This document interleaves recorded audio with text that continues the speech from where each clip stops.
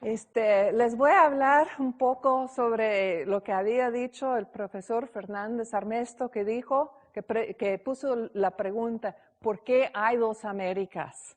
¿Por qué nosotros decimos que hay dos Américas? Bueno, y aquí está otra imagen similar a lo que él mostró, mirando, esto es el medio ambiental de América, de las dos Américas. Pero ¿qué es la diferencia más grande entre las diferentes partes de América? Es que de esta parte por aquí, toda la América Latina, tiene la mayoría de los recursos de oro y plata en el mundo. Y a eso sí se diferencia América Latina de esta parte, de esta otra, la parte anglosajona de las Américas. Y es una diferencia que va a tener un impacto tremendo, que les voy a mostrar, por ejemplo, ejemplos de oro que han encontrado los primeros españoles a llegar al Caribe. Este es un dios taíno y se nota todos los detalles. Tanto eso sería semejante a lo que hubiera encontrado Colón al llegar al Caribe.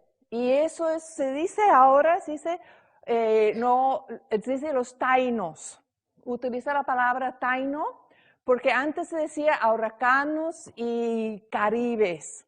Pero los caribes uno nunca sabe si así habían existido, porque siempre decían que los caribes estaban en otra isla. Los caribes, la gente que comían otra gente, vivía lejos, lejos, lejos. Y nadie se había visto en el Caribe a la gente comer a otra gente. Y esa área de los taínos, si se nota, es la área de la primera dominación española en las Américas. Los taínos salieron de esta parte de América Latina, de lo que es ahora Venezuela, Colombia, el parte de Amazonas, subieron hasta aquí, poblaron estas islas e inclusive poblaron la Florida. Y de ahí los guías de Colón y todos los primeros viajes de los españoles a las Américas eran guiados por taínos. Y por eso es que cuando se ve los mapas más famosos de América, las primeras mapas, siempre lo que se ve es la área taína. Y aquí está una mujer taíno. Es la época de ahora, esa foto es de 1997, para que se vea que sí existen indígenas en América Latina, sí existen pueblos indígenas en el Caribe hoy en día. Les voy a hablar de otra cultura que encontraron los españoles y es la cultura moche. Y en la cultura moche, aquí está el Perú dibujado y aquí está el lugar de la gente de la cultura moche, que vivían más o menos en esa época, del siglo 100 hasta 800. Y ese es un ejemplo del arte de este pueblo. Y mira, que son unos camarones, pero mira lo bien dibujado que son. Y esos son hechos anterior al año 800. Y esa es plata por detrás. Aquí están los camarones. Y esto, que hay una apertura aquí pequeña, es para poner el nariz. A mí se me hace que lo iba a ver muy feo. Con esto no puedo imaginar comer con una cosa así, pero en realidad era una decoración de lujo. Volvemos otra vez al Perú, a diferente parte, que es de la cultura Wari, que no es de la costa, es de los mochi, eso es del Wari, y que esos son del siglo 7 al 10. Y eso es una cultura guerrero sobre todo. Entonces, eso es una imagen del siglo VII de un guerrero Wari. Los guerreros eran furiosos, inclusive había unos mujeres guerreras que eran como jefes del ejército. Y ese es un ejemplo un poco más tarde, si se nota la diferencia entre este que es un poco crudo y esa taza que es famoso, que está en el Museo de Arte de Denver, en el estado de Colorado, en los Estados Unidos. Y ese tiene unos detalles que, por ejemplo, aquí hay una cabeza, aquí hay un marisco, debajo de esto hay unos hombres, unas personas que están levando al marisco, y así se repiten los detalles. Tal vez no lo ven muy bien por la resolución de la imagen, pero este es otra cultura que ha hecho mucha plata, y esa cultura se queda cerca a lo que ahora es la ciudad de Trujillo, cerca a la costa del Perú. Y esta civilización alcanzaba de aquí hasta allá, hasta casi con la frontera con Ecuador. Y esta cultura era la cultura Chimú. No sé si lo conocen, la cultura Chimú, pero era una de las culturas más grandes y más poderosas del Perú. Salían al mismo tiempo que los incas, pero eran competidores con los incas. Y esa es una excavación de la ciudad Chan Chan del Perú, que era el centro de la cultura Chimú, y se quedaba a un lado de la ciudad de Trujillo en la actualidad. Y se nota ese tipo de construcción, así, que es un poco diferente a lo que se ve en otras partes. Pero aquí está una procesión funeraria hecha por los Chimú en el siglo XIV.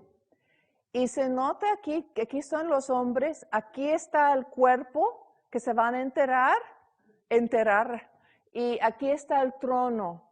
Y supuestamente es una procesión de un rey, un cacique muy importante. Lo vamos a ver después, que ese tema nos vuelve a aparecer en otras imágenes del oro. Eso también es de la cultura Chimú, también del siglo XIV. Y finalmente les voy a mostrar una de las más famosas imágenes de la cultura de Perú. Y eso viene del lago de Titicaca, que se queda por aquí, entra en la frontera de Perú y Bolivia. Y eso es la llama de Titicaca. El siglo XV, cuando apenas estaban llegando los españoles, los chimús los indígenas estaban, arte es una llama, lo que dicen de pelo largo, porque se nota que tiene todo así muy largo. Pero para mí parece una pieza de arte moderno, por las líneas, por la sencillez y todo. Aquí está el lago, si no lo han visto, el lago de Titicaca. Es tomado la foto de una isla dentro del lago, y aquí están las montañas que están detrás. Y la belleza de las dos. Regreso a nuestras Américas. Y la única parte, no es la única parte del Perú donde se había salido obras maravillosas de arte. Salía de Costa Rica, que es un país chiquita por aquí, pero eso es una águila. De la fecha en Costa Rica no se han hecho tantas investigaciones para saber exactamente de qué fecha, de qué época, de qué siglo. Entonces ponen a todo ponen a todo estas fechas de 700 a 1500, es decir, 700 años antes de la llegada de los españoles. Y ahí aparece, aquí empieza a aparecer águilas. Esas son las alas del águila, ¿no? Así, ¿se lo ve? ¿Ya? Aquí está el pico, muy grande. Eso me parece un águila muy furioso. Pero también hace ese tipo de ornamento que llevaban los hombres, que se ve que son, por ejemplo, se ven que hay dos huecos chiquitos por ahí. Se mete con un hilo que lo ponen así alrededor del cuello y lo meten por aquí. Ahí lo ponen los hombres, pero no era para guerra, ¿no? Era para decoración. Pero un ornamento que se llevaban los hombres así de clase alta para mostrar su posición. Es de puro oro y también como es de Costa Rica, solamente tenemos los datos, las fechas de 700 a 1500. Y esto parece que la cara es una cara, se dice que es una cara humana, aunque hay un dicho que dice que el oro era las lluvias del sol y que la plata era las lluvias de la luna. Entonces, para mí, eso parece más la cara del sol que la cara humana. Aquí hay otro tema que también vemos mucho en Centroamérica, que es una rana. Y eso también lo cuelga. Aquí está, no lo ve porque es de frente, no de lado, pero también se pone un hilo por aquí, ¿no? Y lo cuelgan así también en el pecho. Eso es un tipo de collar. Y de Costa Rica también en esas fechas. Y luego llegamos al último, a México. Y otra vez el águila. No sé si ustedes conocen toda esa historia. Es la historia de la fundación de México y sobre todo de la Ciudad de México. Que dijeron que había una leyenda que decía que los aztecas iban a saber dónde iban a poner su ciudad. Que lo van a reconocer por medio de esto. Que iba a haber una águila con un serpiente en la boca, que la águila iba a ser metido en un solo pie, el pie iba a estar sobre un nopal, un cactus, y el cactus iba a ser dentro de una isla, y la isla iba a ser dentro de un lago. Y así es el capital de México. Era una isla dentro de un lago y supuestamente al llegar ahí los aztecas vieron el águila con la culebra y el nopal y ya vieron que ese era el lugar donde se iban a poner. Y eso, hoy en día, yo lo saqué del sitio del gobierno del Estado de México, es el sello del Estado de México hoy en día. A los mexicanos también les gustaban los collares. Y ese es un collar muy famoso de México, hecho de oro y turquesa. Y lo que está aquí en medio es una cara de una diosa. No se sabe exactamente qué diosa era, pero me gusta esa diosa porque trae arretes. A mí me gustan mucho los arretes. Y entonces, por eso es que los mostré ese en vez de otro collar. Esto también muy popular en México y se nota que ese es un tema también que se encontraba en el arte de Costa Rica también, son las ranas. Y es un collar de ranas que se iban a ir así juntados por aquí, por estas partes. ¿Sí? Y eso también es de México y todo eso anterior a la llegada de los españoles.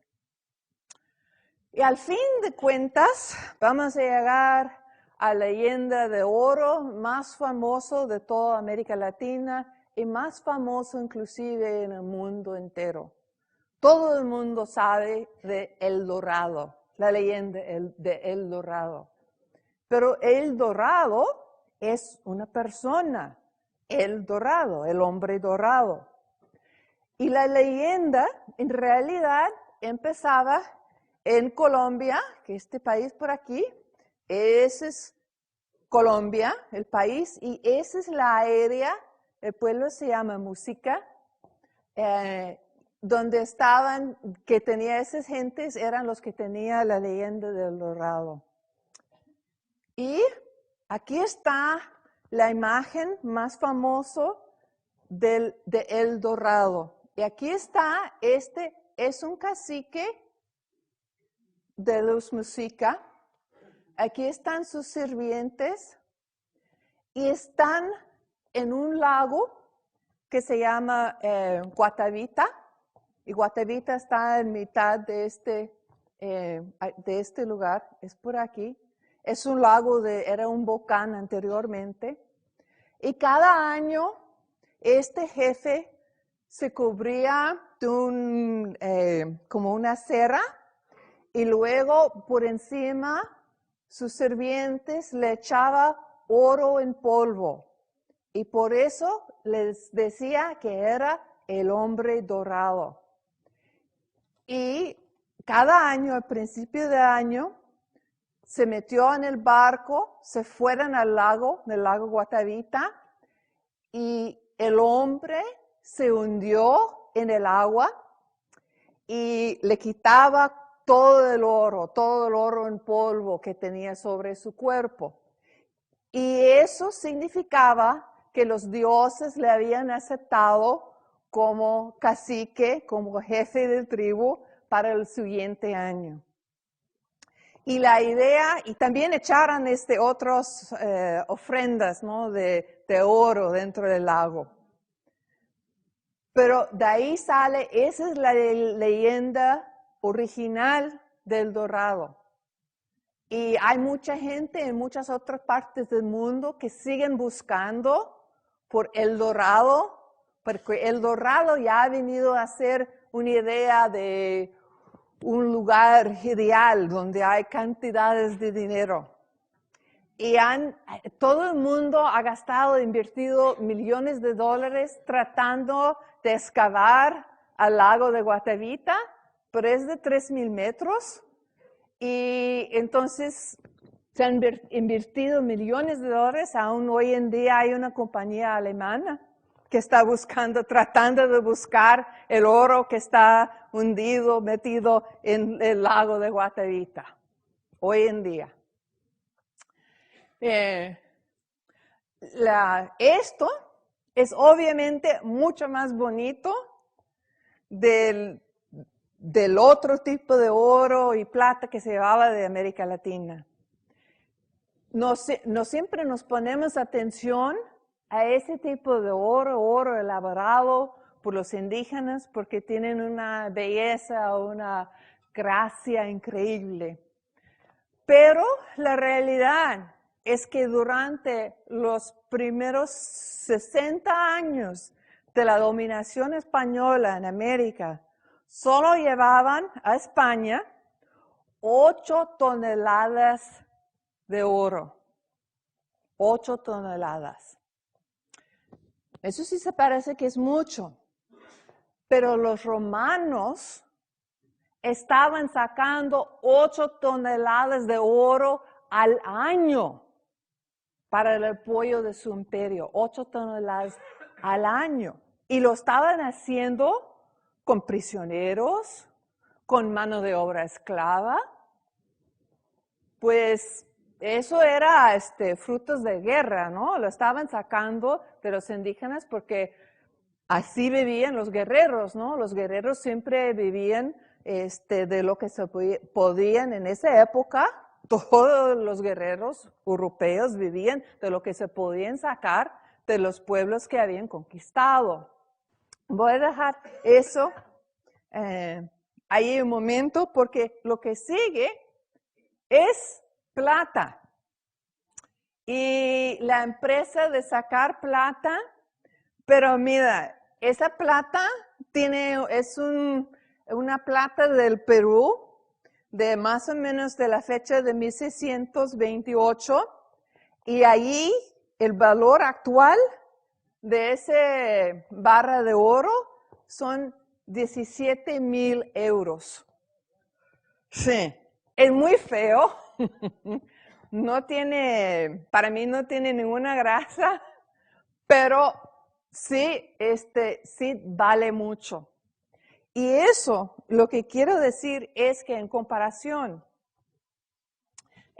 con los primeros años, donde estaban sacando, de que todo el mundo habla, ¿no? Del saqueo de los objetos de los indígenas, en realidad no era tanto como los españoles se habían sacado después. Pero la manera de sacar y la razón por la cual los españoles sacaban el oro y la plata, eso sí para mí es una de las contribuciones más importantes de la España a la historia del mundo. No digo de la historia de España, no digo simplemente de la historia de las Américas, pero la historia del mundo. Y la razón es España, como todos ustedes saben, era dominado por los musulmanes durante varios años, varios cientos de años. Y los musulmanes tenían una tradición de que Dios había escondido oro y plata en la tierra para el uso de su pueblo. Por eso estaba escondido, que Dios lo escondió porque era solamente para su pueblo, para sacarlo y utilizarlo. Y de todo el oro y plata que pertenecía a Dios, que estaban distribuidos por el amir, por el jefe de los musulmanes, le daban 1/5 de todo el oro y plata que sacaron, y el 1/5 era para los pobres, para los huérfanos del pueblo musulmán.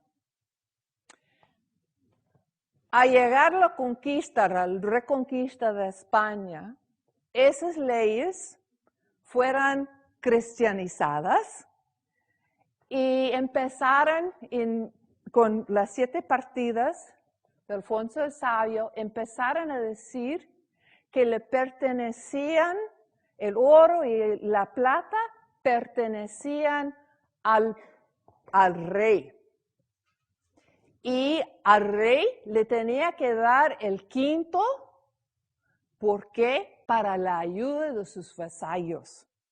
Entonces le debía al rey de España 1/5 de la plata, 1/5 del oro, y el dominio sobre eso era distinta, no podía tener propiedad privada ni en el oro ni en la plata, porque eso pertenecía al rey. Ya con otros siglos empezaron a decir que la plata y el oro que lo cambiaron, eso fue dentro del proceso de hispanolización, cristianización. Empezaron a decir que el oro y la plata estaba escondido, pero de eso era propietario no el rey, sino el pueblo español. Que entonces el pueblo español eran propietarios del oro y plata que estaban en la tierra. Y ese hecho es el hecho que ha tenido tanta importancia en la historia mundial. Por el hecho de no había posibilidad de propiedad privada, ni en el oro, ni en la plata, ni hoy en día a lo que se llama el oro negro, el petróleo. Y el petróleo, como lo vamos a ver, pasa lo mismo. Lo que está escondido en la tierra, la plata, el oro y el oro negro no pueden pertenecer a ninguna persona, ninguna empresa privada. En todas partes del mundo que eran colonizados por los españoles, por los portugueses, tienen ese mismo sistema de leyes. Y ahí empezó, aquí empezó en las Américas. Empezaron con los leyes, con los reglamentos de que el oro y la plata, que tal vez estaban dentro de un pueblo indígena, que se encontraba oro y plata, etcétera, ¿no? Pero los indígenas, al contrario de lo que pasa en otras partes del mundo, inclusive los Estados Unidos, es de que el oro y el plata es patrimonio del país, es patrimonio nacional. Y entonces, desde la época colonial, desde 1540, y luego lo volvieron a afirmar en otras leyes, la nueva recopilación de leyes para las Indias. Entonces, este oro que sacaban, eso salió del naufragio de Atocha. Este plata venía, estaba trabajado, bueno, por mano de obra libre, por mano de obra esclavo, pero venía la quinta parte siempre al rey para que supuestamente lo gastaba en su pueblo, para las necesidades de sus vasallos. Y entonces no es lo mismo decir que, bueno, están robando dinero, están robando oro, están robando plata, ¿no? No. El oro y la plata estaban metidos por una razón, una muy buena razón, estaba metido en la tierra. Y el rey estaba sacando la quinta parte, no para sí mismo, aunque sí había reyes que no lo utilizaban como debía haber hecho, pero sí lo debían haber utilizado para los pobres, para los huérfanos, etc. Entonces empezaron a salir todas esas grandes cantidades enormes. Esa es otra barra de plata, también de la Atocha, de 1628, y esa tiene un valor actual de 13,000 euros. Bueno, para mí es una cantidad bastante grande. Aquí es el dinero. Aquí es un ejemplo de un real de Potosí. Potosí siendo el más famoso, la mina más famosa, que lo trabajaron día y noche desde el 1577. Lo sigue trabajando hoy en día. Y aún tiene 25,000 toneladas probadas de plata. Imagínense, una mina que lo han estado trabajando día y noche desde finales del siglo XVI y lo sigue sacando plata. Es plata de Potosí. Es de muy buena calidad, muy alta calidad.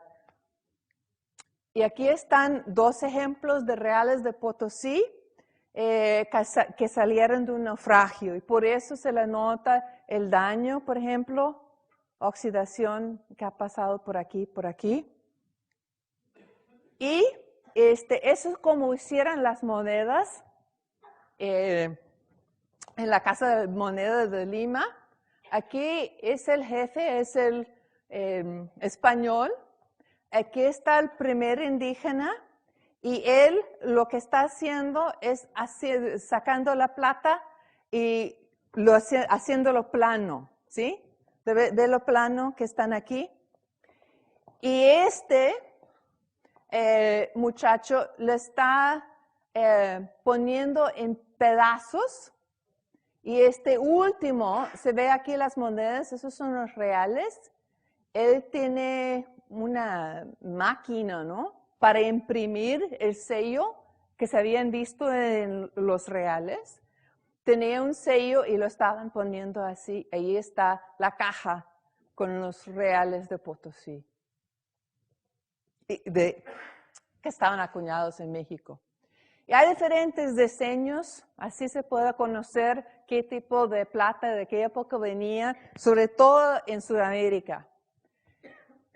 En Sudamérica, es decir, que en Lima, en Potosí y luego en otros lugares donde había casas de monedas, el primer diseño de real era lo que se llamaba una cruz griega, que es así sencilla. Es la cruz griega y se nota desde luego Castilla y León. Y eso lo utilizaban de 1571 hasta mediados del siglo XVII, cuando cambiaron el diseño para un diseño que me gusta mucho más, que es la cruz de Jerusalén. Y eso lo utilizaron desde mediados del siglo XVII hasta casi final del siglo XVIII. Y este cruz tiene esas barras aquí. Tiene lo mismo León, Castilla, pero la única diferencia es aquí, en la cruz. Y quería mostrarles el tamaño. Esos son hechos como joyas, ¿no? Aquí. Y es un dime norteamericano, de lo cual traje uno. Y esa es una moneda, es un euro, son 2 centavos. 2 centavos de euro. Y son más o menos, ¿lo pueden ver? Más o menos el tamaño. Si van en sus bolsillos y sacan una moneda de 2 centavos, si es que lo tiene, entonces va a ver el tamaño, más o menos, de las monedas, de los reales de plata, así de chiquita.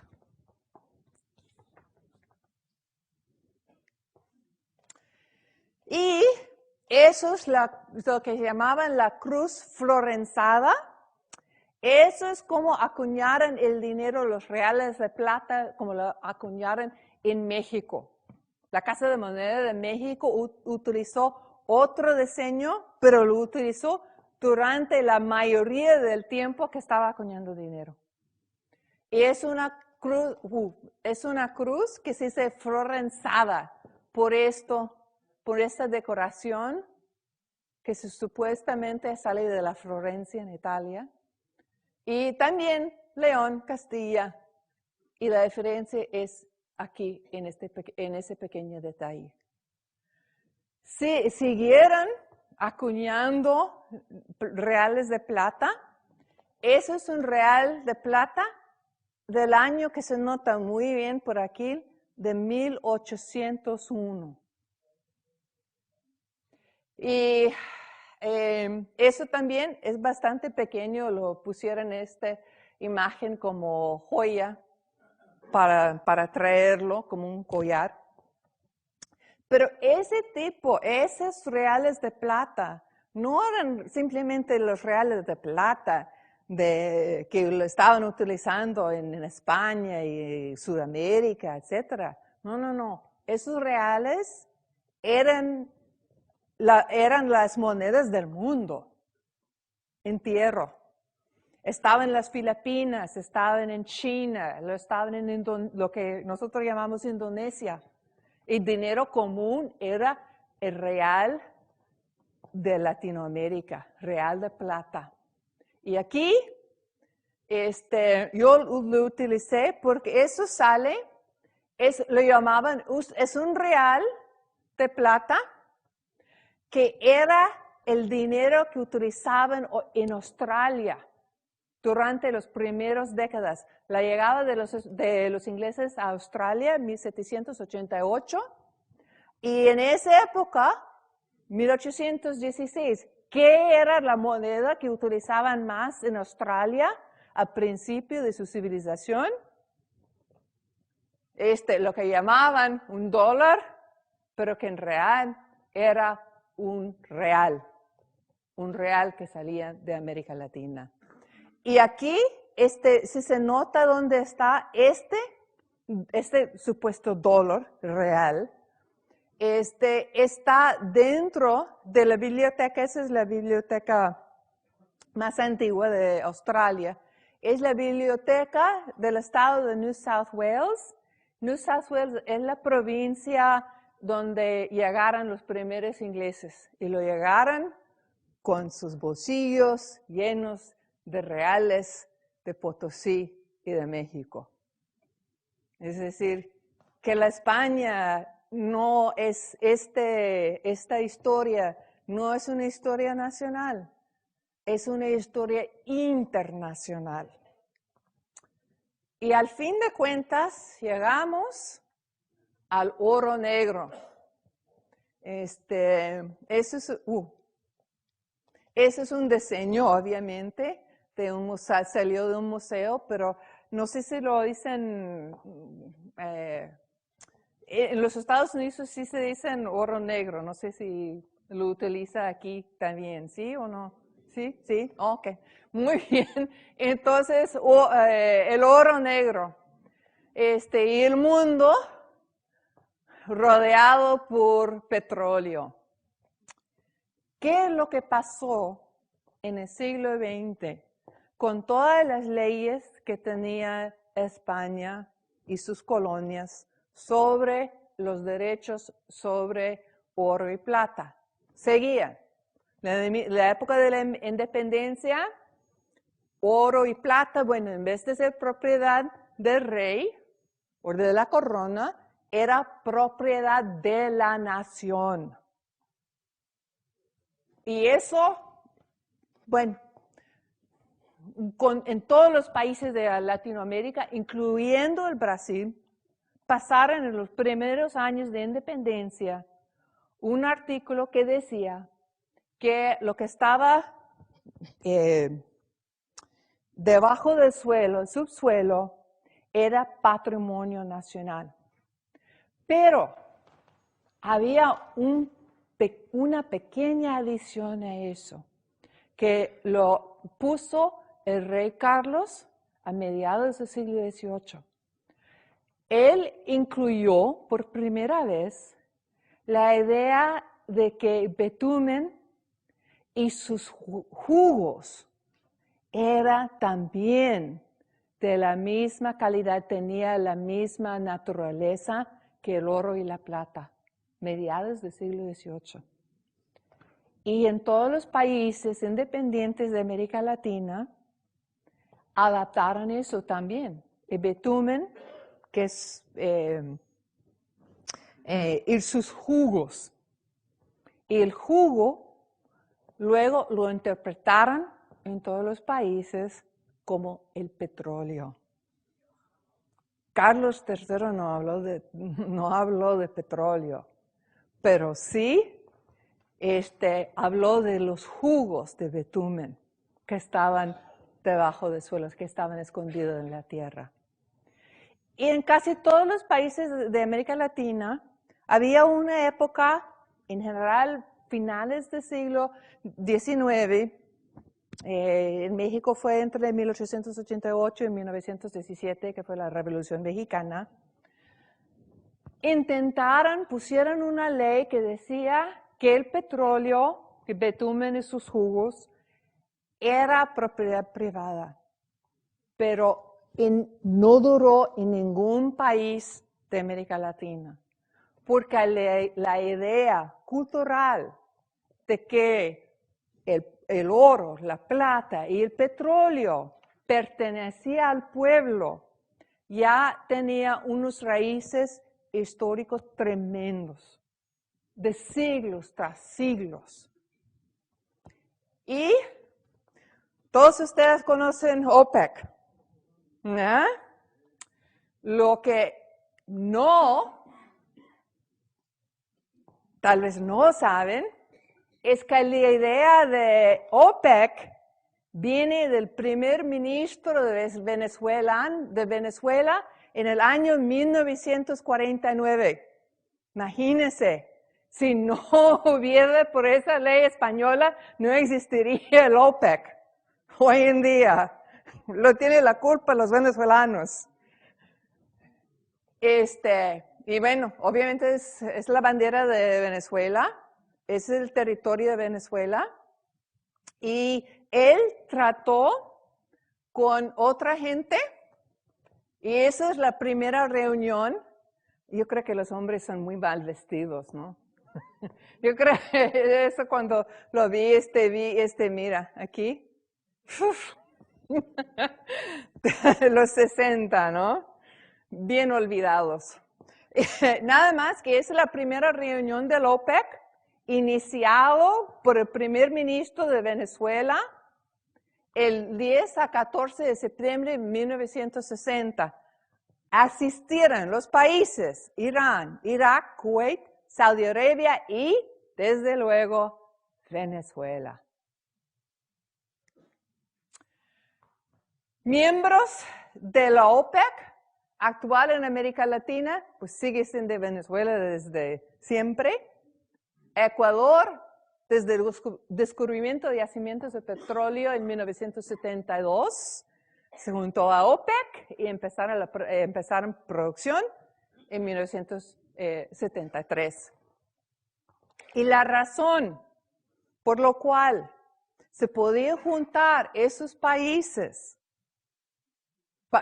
como Irán, Irak, Kuwait, Saudi Arabia y Venezuela, es que tienen una versión de la misma convicción de que el petróleo que está debajo del suelo no puede ser propiedad privada, que el petróleo pertenece, bueno, en los países de Latinoamérica pertenece a la nación. En los países de Saudi Arabia sigue perteneciendo al emir, que es el equivalente más o menos al rey.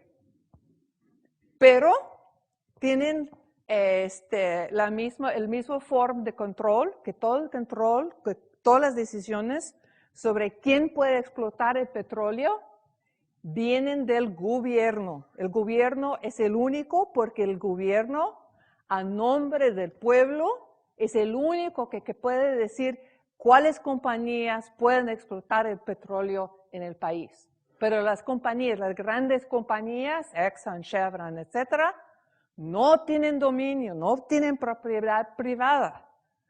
Aunque en una época lo trataron de hacer, pero no. Eso no daba resultado. Porque siguen creciendo que estos oro, plata y oro negro son propiedad de la gente o del jefe del país.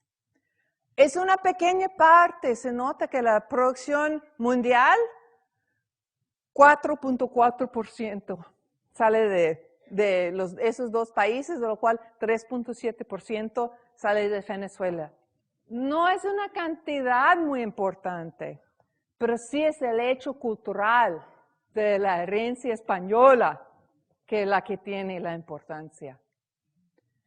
Y se nota que aquí están los países invitados recientemente que no han aceptado las invitaciones, pero han sido invitados por el OPEC. Y mira, Bolivia, Brasil y México, todos países de América Latina que son de ascendencia española o portuguesa.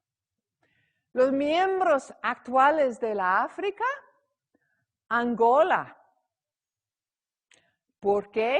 Porque Angola fue colonizado por los portugueses que tienen la misma herencia legal, la misma herencia cultural. El dicho es, el petróleo es nuestro, el petróleo es nuestro. Es decir, que es nuestro, que pertenece al pueblo. Y Angola, miembro del OPEC, porque tiene la misma herencia. Libia, Nigeria y por último Algeria, esos países son de ascendencia musulmán. Y no es un error. Libia es el único país en el mundo que tiene una bandera de un solo color, verde. No es un error. Yo tenía que verlo 3 veces para estarme seguro. Y aquí están los países, los miembros actuales de OPEC en África. Mira, esa es una tradición española que ha tenido consecuencias para la África. Gabón, la ley de Gabón es española. La ley que siguen en Gabón actual.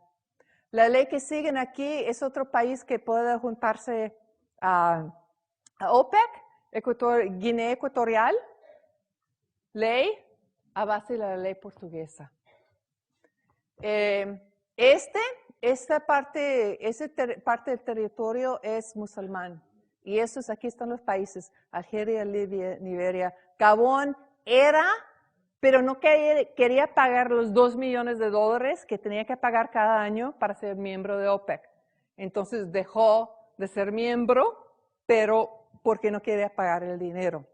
Y estos países, el 12% de la producción mundial viene de esas partes de África, en lo cual ha tenido una herencia cultural, que han dejado una herencia cultural los españoles y los portugueses. Así regresamos a nuestras Américas, donde nosotros habíamos empezado al principio, y viendo que hemos visto que la historia de las Américas, que la historia de España en las Américas, no es una historia particular, ni es una historia secundaria. Es una historia de importancia para América Latina, para África, para el mundo entero, el mundo actual como lo conocemos hoy en día. Gracias.